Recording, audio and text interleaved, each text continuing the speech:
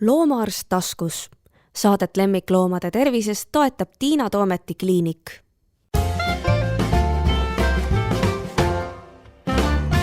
Tere! Kuulate podcasti Loomaarst taskus. Mina olen Tiina Toomet ja minu vastas istub doktor Urpmets. Tere! Ja see on nüüd esimene kord, kui ma saan sind kõnetada sellise tiitliga. Enne sa olid meie armas praktikant Elisanet. Aga nüüd oled sa ikkagi juba doktor. Ja tahangi rääkida sinu teekonnast. See on ju olnud pikk, vähemalt 6 aastat, eks ole. Aga millal sa üldse otsustasid ja kuidas see otsus tuli, et minust saab loomaarst? No mina olin üks nendest õnnelikest, kes ei pidanud enda jaoks seda kuidagi nii-öelda ratsionaliseerima või vastama küsimusele, miks. Et selles mõttes juba väiksest peale, et kui enam-vähem nii-öelda rääkima, mõtlema hakkasin, siis juba kõigile kuulutasin, et minust saab loomaarst või ma lähen loomaarstiks õppima. Ja nii see püsis minuga kõik need nii-öelda kõik aastad kuni siis ülikoolini välja ja tegelikult mul mitte kunagi ei kujunenudki välja ühtegi teist ideed, et kelleks õppima minna, et igaks juhuks küll mõtlesin välja viimasel hetkel, et kui ei peaks sisse saama, et siis võib-olla psühholoogia oleks see variant, mida nii-öelda teisena kaaluda, aga ega ma kuskile nii-öelda nagu rohkem sisseastumiskatseid ei teinud, et läksin nagu nii-öelda. Mulle tundub, et minu vastas istub noor mina. Et minu lugu oli umbes samasugune. Aga ikkagi, kuidas see nii väiksena tuli see mõte? Loomad kodus, minul oli üks kurb lugu loomaga, kes ära suri ja kuidas sinu lugu on? No ütleme niimoodi, et selles mõttes mul perekonnas või ka sugulaste ja lähisugulaste hulgas ei ole tegelikult ei loomaarst ega siis ka otseselt nüüd niimoodi, kes ütleme tööna nagu loomadega tegeleks, aga tol ajal, eks ju, vanaemad, vanaisad, kõigil olid loomad, et seal ma selles mõttes nende loomadega nagu kokku puutusin, aga ise ma lasteaed algkool olin tegelikult, elasin korteris, et siis oligi ainult see nii-öelda suvel või nädalavahetustel vanaema juures, et seal oli see kokkupuude siis nagu loomadega, aga et siis võib ju mõelda, et sealt see nagu tuli, aga selles mõttes jah, see kuidagi nii-öelda väga loomulikult. Aga seal olid siis ikka täitsa taluloomad siis vanemal vanaisal? Jah, selles mõttes enda tarbeks. Mingi lehm või siga või kanad. Lehm ja siga ja kanad ja täpselt nii nagu nii-öelda vanasti oli. Ja just. Aga kas sa siis oli see mõte sest loomaarsti elukutse on ju tohutult laialdane, et kas sul oli siis ka see mõte juba, et selles suunas mingid suurloomad, väikeloomad, võib-olla veel midagi muud, teadus või kuidas sa siis mõtlesid, kui sa astusid ülikooli? Kui ma ülikooli astusin, siis ma ikkagi teadsin või arvasin, et minust saab ikkagi väikeloomaarst, et selles mõttes suurloomadega, ega ma seal kodus ka ju toona, ma olin nii väike ka, et selles mõttes jah, nagu sellist töö tegemist nendega nagu minul otseselt ju ei olnud. Ja meil ei olnud ka, et oleks nii suur pidamine olnud, et oleks nüüd väga tihti loomaarst näiteks käinud, et oleks sealt kuskilt kõrvalt näinud, et tegelikult seda mul nagu ei olnud. Et pigem nagu need koerad, kassid olid nagu eluaeg niimoodi hästi nagu südamelähedased ja selle teadmisega ma läksin ka tegelikult ülikooli, et minust ikkagi nii-öelda väikeloomaarst saab. Sul selleks ajaks oma koer ka oli või oma kass? Jah, koer oli ja kass oli olnud ja et selles mõttes see kokkupuude oli nagu olemas, et pigem oli ikkagi nagu koerte ja kassidega nagu tegutsetud. Kui sa mõtled ülikooli aastatele tagasi, siis mis oli kõige raskem? Sest ma tean, et ega see veterinaariaks õppimine eriti tänapäeval, mulle tundub, et meil oli lihtsam. Tundub, et tänapäeval noortel on keerulisem. Et seal alguses on isegi võib-olla natuke igav. Selles mõttes, et mina arvan seda, et kui on nagu väga kindel eesmärk, et selles mõttes, et mul ei olnudki see, et ma lähen loomaarstiks õppima, vaid et ma tahan saada loomaarstiks, seega ma pean selle teekonna läbi tegema, et selles mõttes mul ei olnud nagu seda mõtet, et kas see mind ikka huvitab või et äkki see ei ole see, et mul nagu neid mõtteid üldse ei olnud, et need baasained, mis on, et need tuleb lihtsalt läbi teha ja tegelikult kui nagu on laiemalt elu vastu huvi, siis nagu nii on kõik nagu huvitav selles mõttes. Aga raskem, eks need raskused, need rasked ajad ülikooli ajal kindlasti neid oli. Õnneks need selles mõttes suhteliselt ruttu ruttu lahtuvad ära või nii-öelda lähevad meelest ära, et meelde jääb ikkagi see nii-öelda see kergus ja rõõm, et selles mõttes ma ei mõtle nüüd ülikooli ajale tagasi kui tohutult raskele ajale, aga kindlasti neid raskuseid oli, et et võib-olla see, kui saidki need baasained läbi ja tulid need kliinilised ained ja oligi vaja nii-öelda veiste kohta kõike teada, sigade kohta kõike teada, kassid, koerad kõike teada, seal nagu süvitsi, kardioloogiad, kõik erinevad valdkonnad, et siis tekkis see tunne, et issand, et kas ma tõesti pean nagu kõigest kõike teadma, et kuidas see võimalik on. Aga tegelikult reaalsus ongi see, et see ülikool loob selle baasi ja siis edasi minnakse juba nii-öelda süvitsi, et see töö on nagu pärast ülikooli nii-öelda see süvitsi. Ja samas sa tead, kust midagi otsida. Just, jah. Kas mina õppisin, mul on väga värvikalt meeles, et meile õpetati ka kaameli maandamist Matseni meetodil. Kas tänapäeval ka seda õpetatakse? Seda mul praegu ei tule niimoodi meelde. See õppeprogramm on muutunud, tollal oli see Suure Nõukogude Liidu ühine programm ja kui Kesk-Aasias õpiti kaameli maandamist Matseni meetodil, siis tuli õppida seda ka Eestis. Mis oli kõige huvitavam? Kui sa tundsid, et võt nüüd, sest ma mäletan, kui meil algas kliiniline diagnostika, siis ma sain aru, et nüüd hakkab nagu päris veterinaaria, et kas sul on ka mingi selline hetk, kus sa said aru, et nüüd hakkab päris veterinaaria pihta või et on väga põnev? No selles mõttes mulle endale väga meeldis ülikooli ajal anestesioloogia, et kui meil see anestesioloogia kursus oli ja sealt mul edasi areneski see huvi nagu ka kroonilise valu vastu. Peame anestesioloogia võib-olla, kui meil on tavakuulaja natuke lahti seletama. Jah, et nii-öelda narkoosi tegemine siis loomadele või et see, et me saaks operatsioone või ka muid protseduure teha siis selliselt, et see oleks loomale valutu ja ka peale operatsiooni siis see looma taastumine, et see kuulub ka sinna alla. Et see nagu, see oli 3. kursusel ja see siis tekitas mul sellise nii-öelda nagu ka ootusärevuse võib-olla siis nii-öelda kogu ülejäänud teekonna osas. Et see on selline hästi kuidagi laiapõhjaline ja võtab arvesse hästi palju loomade heaolu, mis on minu jaoks nagu olnud alati hästi tähtis.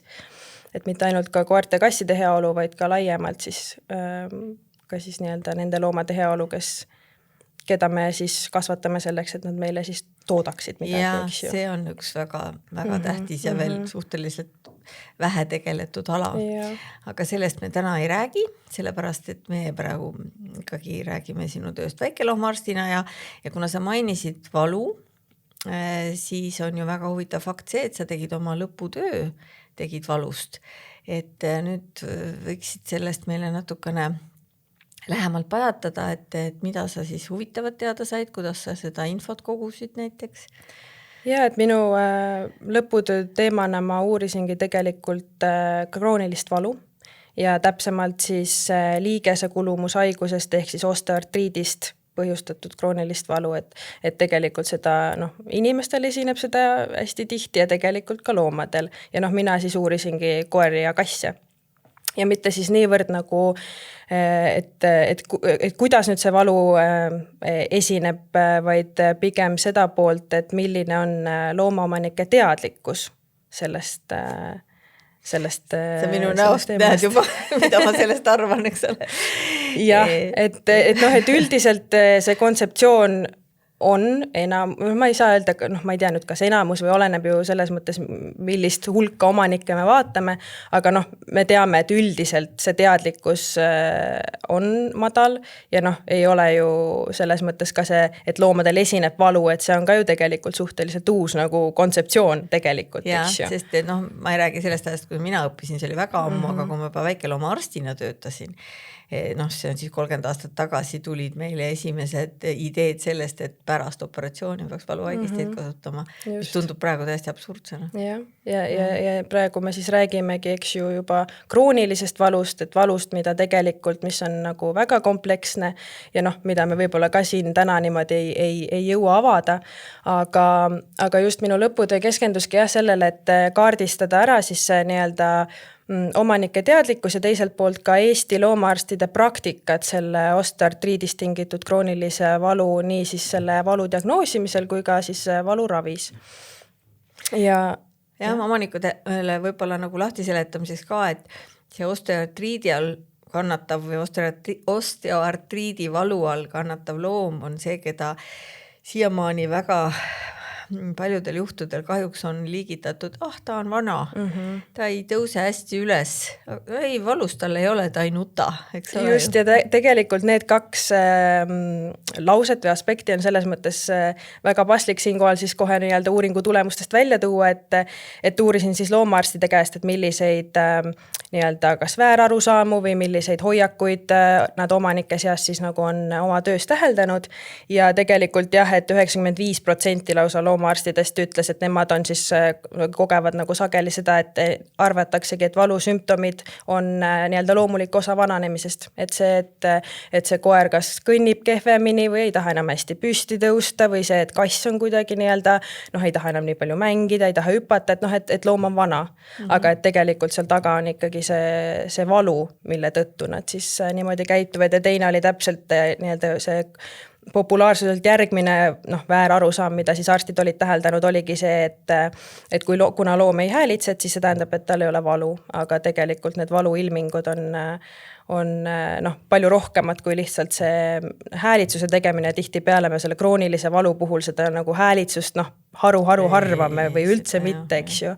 Et siin kohal võibki kohe siis nagu ära mainida, et nende krooniliste valusümptomite puhul, eriti kui me räägime siis sellest liigesekulumusaigusest tulenevast kroonilisest valust, et siis koerte puhul ongi esmased tunnused just need liikumise ja liikuvusega seotud märgid, et omanikud võivadki märgata, et koer jääb keset jalutuskäiku seisma või ta ei taha enam nii pikki tiire teha, kui ta varem tahtis, ta ei taha võib-olla enam autosse hästi hüpata, ta ei taha enam püsti tõusta hästi või siis on see, et peale pikali olemist esineb nagu alguses sellist kangust ja siis nagu hakkab paremini liikuma, et need on just need nagu koerte puhul sellised esmased tunnused, mis tekivad.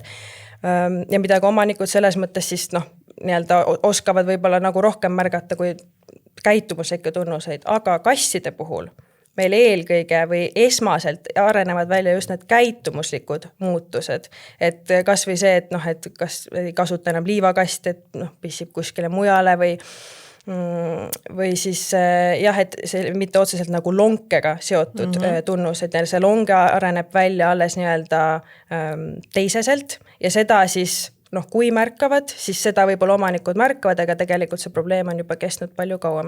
Ja kasside puhul see lonke nägemine on ka palju keerulisem, et seal ongi see, et kui ta ei hüppa enam, eks ju, ei taha enam hüpata nii nagu varem või ei taha mängida, et sealt tulevad lihtsalt nagu kösitab. Tal võib olla ükskõik mis.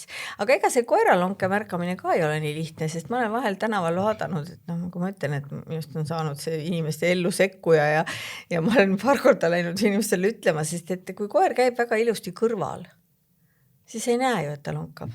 Sa pead lonke nägemiseks olema eemal. Just. Ja võib vabalt olla niimoodi, et sa kõnnid pika maa oma vaese lonkava koeraga, kes hambad ristis üritab ju kaasa kõndida, eks ole ju? Jah. Et selles mõttes jah, see tänavapildis, eks ole, jah, näeb neid suhteliselt ikkagi, kui on niimoodi terav silm, siis märkab neid, et seal on lihtsalt alati see küsimus, et võib-olla see koer juba tegelikult saab mingit ravi ja võib-olla see ongi tema see nii-öelda kuna me ei saa ju liikumist täielikult piirata, et selles mõttes alati tuleb nii-öelda nagu suhtuda kuidagi empaatiliselt, aga muidugi on neid, kes lihtsalt ei märka, eks ju. Aga ma arvan, et alati ikkagi, kui viisakalt küsida, siis ei ole hullu midagi, et pigem küsida kui mitte. Just.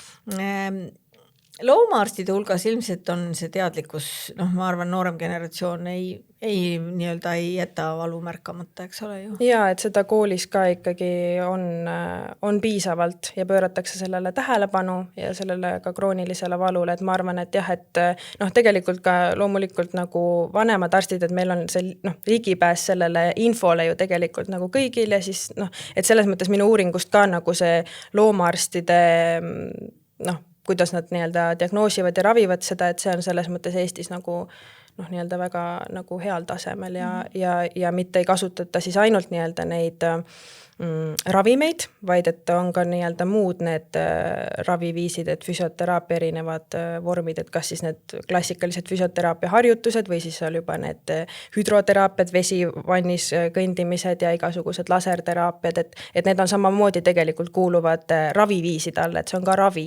Ja siis lisaks muidugi erinevate söödalisandite kasutamine, ja siis ka see keskkonna kohandamine loomale sobivaks, et tõesti kassidel need madala äärega liivakastid ja libedate põrandapindade vältimine ja see liikumiskoormuse reguleerimine, et see kõik on nagu selle ravi osa, et see ravimid on ainult üks nii-öelda jääme tipp kogu sellest kompleksist. Ja ravimeid õnneks on ka palju, et on valikuid, on mitmeid, et ei ole ainult nagu ühe grupi ravimid.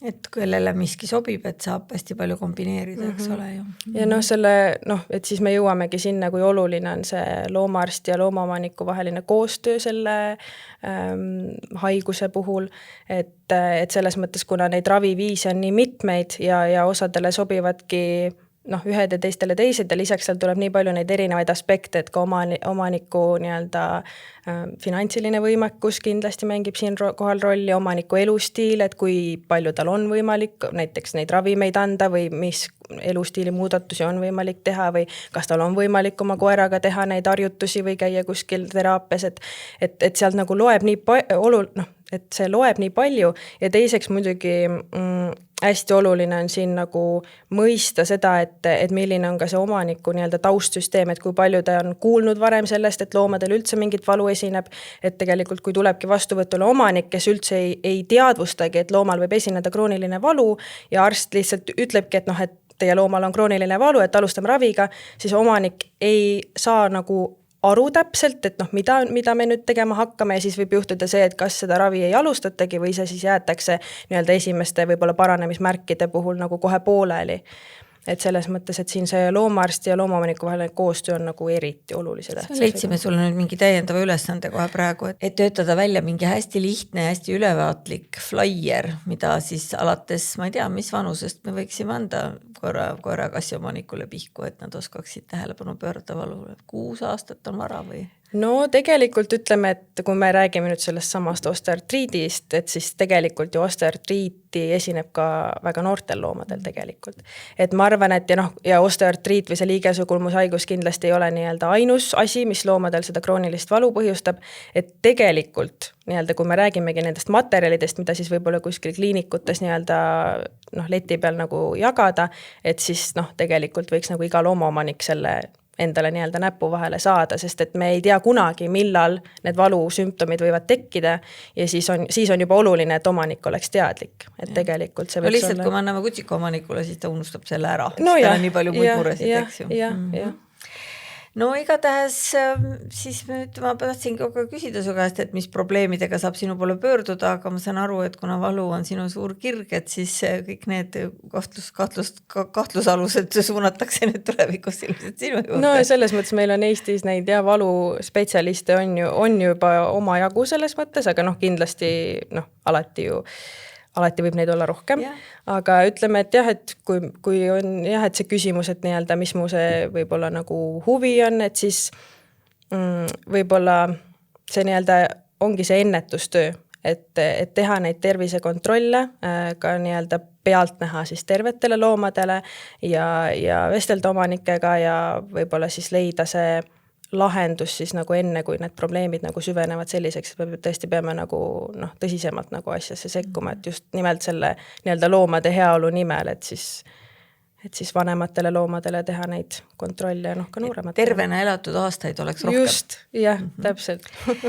Ma tahan veel küsida sinu käest Portugali kohta, sellepärast, et sina oled selline julge tüdruk. Ma mäletan, kui sa panid oma koera autosse ja asusid teele Portugali suunas, see oli siis aastat? Natuke rohkem kui aasta tagasi. Ja läksid siis praktikale. Olid sa Lissabonis, ega ma ei mäleta? Ma olin Portos. Sa olid Portos, nii. No võt, nüüd räägi meile sellest Portugali elust ka natukene. Esiteks juba see, et kuidas see koeraga sõitmine oli see keeruline, lihtne, oli ka palav, ei olnud palav siis veel? No mina õnneks läksin veebruaris. Et selles mõttes siis ei olnud palav, aga eks see koeraga sõitmine oli ka täpselt see, et hoiatati ka, et kuidas sa ikka võtad seda koera, et seal on nüüd erinevad, eks ole, haigused, mis sealpool on, siinpool ei ole, nüüd juba, eks ole, järjest rohkem on. Aga ma kuidagi nii-öelda võib-olla selles kontekstis siis kuidagi usaldasin elu ja mõtlesin, et et loomad on ju seal ka, eks ole, et inimestel on ikka lemmikloomad seal ka ja et selles mõttes, et lootsin võib öelda siis, et parimat, on ju. Ja oma koera ikkagi kaasa võtsin ja autoga siis 5 päeva tegime sellised 8-9 tunnised nagu sõidupäevad, et koeral ei oleks nagu liiga palju. Tegime ikkagi neid peatuseid iga 2-3 tunni tagant ja tegelikult, mul on siis Labradori retriiver, toona siis oli ta umbes 4-aastane, et pidas tegelikult väga vahvalt vastu nii selle sinnasõidu, tagasisõidu me tulime siis mai lõpus, juuni alguses, et siis juba viimased päevad Poolas, ma mäletan, et oli siuke 30 kraadi päev, et aga siis õnneks nagu saime selles mõttes ka nagu ainult selle 1 päeva palavet ja tegelikult nagu see koeraga reisimine oli ma nagu mõtlen kogu sellele Euroopa reisile läbi Euroopa niimoodi 4000 kilomeetrit sõita koeraga, et selles mõttes oleneb muidugi koerast, et selles mõttes kõik ei talu seda autosõitu ja seda, ta on ikkagi tohutu stress, et iga öö uues kohas ja selles mõttes, et kindlasti igale koerale see ei sobi. Aga kui koer on piisavalt närvisüsteem nagu lubab, et siis tegelikult on väga lahe ja saab tegelikult ilusti koeraga nagu hakkama. Aga Portugal, jah, kuna mul on selles mõttes kuidagi nagu juba peaaegu, et 10 aastat on selles mõttes selline südamekoht on see Portugal olnud ja võtsin siis 2024. aastal ka ülikooli raames osa ühest sellisest toredast kursusest, selle nimi on IPLEX, et on nagu selline probleemipõhine veterinaarmeditsiini juhtumite lahendamine, et mitte üldse ainult väikeloom, vaid ka suurloomad ja tulevad siis kokku 3 ülikooli tudengid, et Itaaliast Padova ülikool, Porto ülikool ja siis Eestimaa ülikool. Ja tulevad siis 2. kuni 5. aasta tudengid kokku ja peavad siis rühmatööna neid erinevaid juhtumeid seal lahendama ja siis selle raames käiakse ka väljasõitudel ja nägime näiteks ka Porto loomade varjupaika, mis oli selline üsna meeldiv kogemus, et natuke kartsin, ütleme ausalt, et lõunamaa ikkagi ja et võib-olla seal see tingimused, just, et need tingimused on sellised, nagu nad on, aga et on nii, nagu on, eks ju. Aga kui me sinna jõudsime, siis tegelikult selline uus hoone ehitatud ja kõik puurid nende jahutussüsteemidega ja selles mõttes nagu avanes täiesti nagu selles mõttes teine vaatepilt, mida võib-olla Eestis veel ei olegi nii-öelda näinud, eks ju. Et ja siis ma käisin seal ja see toimuski siis Portos see kursus peale 4. kursust ja siis tekkiski see tunne, et tahaks minna pikemalt sinna Portosse just. Ja võtsin ülikooliga ühendust ja tegelikult pidin ka sooritama portugali keele eksami. Ehk siis ma kooli õpingute kõrvalt veel intensiivselt 2 kuud õppisin ise portugali keelt ilma ühegi juhendajata, sest mul ei leidnud kuskilt nagu juhendajat, mingi nii-öelda online või läbi internetis üks programm oli ja tegin siis nii-öelda ametliku A2 taseme eksami ja selleks ma pidin sõitma siis Itaaliasse. Et seda teha. Et soov sinna minna oli nii suur, et et tuli kõik need asjad läbi teha. Käisin Itaalias, sain oma selle keeletaseme kätte, aga muidugi sinna Portugali jõudes selgus, et ikka üldse ei oska seda keelt, eks ju. Et selles mõttes A2 tase on ju selles mõttes ikka väga nagu baastase, et seal kiires olukorras ja nad ju räägivad hästi kiiresti, eks ju, et alguses oli väga raske. Aga siis, mida nädal edasi seda nii-öelda toredamaks läks ja see keel hakkas ka tulema, ja võeti nagu väga hästi vastu. Seal see Porto ülikooli kliinik, siiamaani ma suhtlen nende inimestega, nii arstide kui ka abilistega, et selles mõttes ma sain ikkagi lõpuks nagu väga ägeda kogemuse, aga alguses jah, nagu lisaks sellele keelele veel kohutas võib-olla ka hetkeks nagu see nii-öelda bioturvalisuse ja bioohutuse pool, et seal võib-olla suhtuti sellesse ikkagi vabamalt, kui me siin Eestis oleme harjunud. Et see alguses nagu ehmatas, aga hiljem kuidagi harjusid ära ja tegelikult seal ju selles mõttes mingid suuri probleeme või et oleks mingid infektsioonid nüüd selle kliiniku kaudu nagu levinud või tulevad peale operatsiooni loomad põletikusaavadega tagasi, et seda ju tegelikult ei olnud. Et selles mõttes kõik nagu toimis.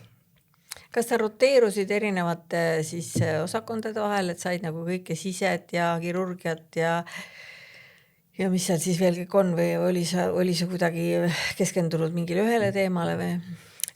Seal oligi alguses tegelikult jah, justkui nagu peaks olema see roteeruv praktika, aga mulle öeldi ka, et ega see ühegi arstiga nii-öelda otseselt nagu kokku pandud ei ole, et selles mõttes oled siin kliinikus ja vaatad, kus midagi toimub ja siis nagu tegutsed, et see oli ka alguses hästi raske, sest et alguses ma ei tundnud ju mitte kedagi ja siis see, et oi, et tere, et noh, kas ma võin ka tulla, eks ju, et see oli võib-olla nagu noh, et oligi alguses nagu keeruline saada nagu vedama, aga pärast, kui juba inimestega tuttavaks said, siis täpselt oligi tore see, et tegelikult sai iga päev nii-öelda valida seda, mida sa ise tahtsid, et sind ei olnud määratud ühekski päevaks nagu kellegagi kokku ja hästi palju ma seal veetsin aega näiteks opisaalis, et sain seda kirurgiat nagu palju teha.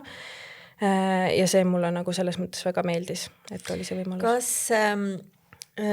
töö üldjoontes on umbes sama, haigused samad või oli seal ka mingeid selliseid suuri erinevusi, mis oli et hoopis nii võib? Tegelikult üldjoontes ma ütleks, et ikkagi siin Euroopa, noh, et kuigi on jah ühel pool, teisel pool Euroopat, siis jah, noh, kindlasti mingid infektsioonhaigused, et seal need erinevused nagu noh, kindlasti on, aga üldjoontes selles mõttes sellised sisehaigused või need on nagu ja ka see ravi ja lähenemine on tegelikult suhteliselt sarnane, et mis on kindlasti erinevat, on see suhtumine eutanaasiasse. Nii. Et seal ikkagi selles mõttes jällegi alguses võib-olla oli natuke šokk, et tundus, et oi, et noh, piinatakse, eks ju, et hoitakse nii kaua nagu elus neid loomi, aga tegelikult seal oli ka väga selliseid nii-öelda noh, imelisi paranemisi, et oligi üks koer, kes oli siis 11 aastat kadunud olnud ja 14-aastasena leiti siis, noh, hiljem tuli välja, et on 14, et leiti üks koer, puuk nina otsast saba otsani täis, vaagnaluu murd ka veel ja siis tuli kibi järgi välja, et see koer on siis tegelikult omanikuga, omanik ise juba elas 7 aastat Šveitsis ja see koer oli siis 11 aastat tagasi nagu kaduma läinud. Ja siis see omaniku keegi pereliikmetest siis võttis selle nii-öelda ravi poole enda kanda ja noh, alguses mulle tundus ka, et see on tegelikult ju selles mõttes eutanaasia juhtum. Aga see koer oli 6 aega kliinikus ja sealt ta koju läks peale paari operatsiooni ja tõesti 6 aega sellist nagu ravimist ja läks koju ja sai veel oma nii-öelda vanaduspõlve nagu kodus veeta. Et noh, et ütleme, et see eutanaasia teema seal on kindlasti nagu mitu aspekti, et üks on see hindade teema, et tegelikult Portugalis on see veterinaarabi odavam kui Eestis. Neil on ka palgad madalamad, ütleme, et ka loomaarstide palgad madalamad, aga et jah, et ütleme, seal see loomaarsti teenus nagu maksab vähem kui Eestis, et see on kindlasti üks põhjus, miks võib-olla siis Eestis nii-öelda noh, mõnikord nagu otsustatakse võib-olla kiiremini eutanaasia kasuks kui seal, aga teine võib-olla ka nii-öelda usulistest noh, tulenev see lähenemine, ja noh, et üks noh, kumbki ei ole vale ja noh, et seda õiget otsust on ju nagunii väga raske teha. See on alati juhtumipõhine. Just, et aga noh, et see tendents, eks ju, et seal võib-olla natukene nii-öelda rohkem ja kauem ja tegelikult noh, mõnikord ongi nagu justkui nagu valus vaadata, et noh, et see loom ju piinleb, aga siis saab see kõige hullem periood mööda ja siis tegelikult noh, mitte alati, eks ju, on ka neid juhtumeid, kus just, et on ka neid juhtumeid, kus noh, oligi seal 3 nädalat koer oli ja lõpuks ikkagi noh, pidid nad eutaneerima, tegelikult 3 nädalat oli juba liiga palju. Eriti kui ta on perest eemal. Just. Et ta ei saa ju aru, et miks ma olen, et mul on paha olla ja ma olen perest eemal, aga jah, see on eks see on iga kord üks keeruline küsimus, kuidas seda nagu lahendada ja Elis, meie pooltund sinuga on väga kiiresti läinud ja ma tean, et see patsiendid ootavad, nii et ma ei saa sind kauem kinni pidada, aga ma sain siit veel selle mõtte, et ilmselt oled sa ka võimeline tegema päris adekvaatselt sellist reisinõustamist, et see võiks olla ka sinu üks spetsialiteet, et inimesed tõesti väga palju liiguvad oma loomadega ja et teha seda nii, et see oleks mugav nii kõige tähtsam loomale endale, aga siis ka perele ja tegelikult ka teistele inimestele, nii et ma usun, et sa oskad selle kohta ka head nõu anda, nii et laseme su nüüd siis tööle tagasi ja siis, kui on jälle mõni huvitav jutt, et eks ma siis kutsun sind jälle rääkima, nii et aitäh sulle. Aitäh kutsumast.